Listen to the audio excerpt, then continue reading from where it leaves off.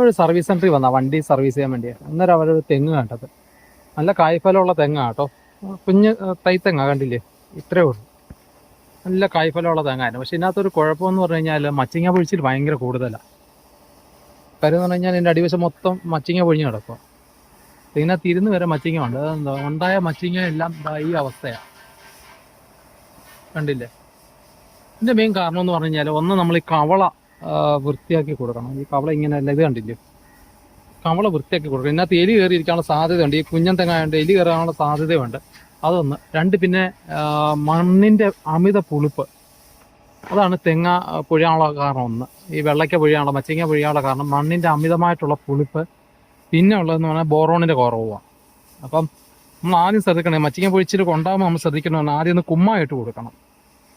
കാര്യം മഴയ്ക്ക് മുമ്പായിട്ട് നമ്മൾ കുമ്മായും ഉപ്പും ഇട്ട് കൊടുത്തിട്ട് മണ്ണിൻ്റെ ആദ്യം പുളിപ്പൊന്ന് ഒഴിവാക്കണം. അതിനുശേഷം നമ്മൾ ഈ കവള നന്നായിട്ട് വൃത്തിയാക്കണം. ഇതുപോലെ ഫംഗസ് ഉണ്ടാവാതിരിക്കാനുള്ള സാധ്യത ഉണ്ടാക്കി കൊടുക്കണം. മൊത്തം ഫംഗസ് വന്നിട്ടാണ് ഇത് ഇങ്ങനെ ആകുന്നത്. ഫംഗസായി മൊത്തം.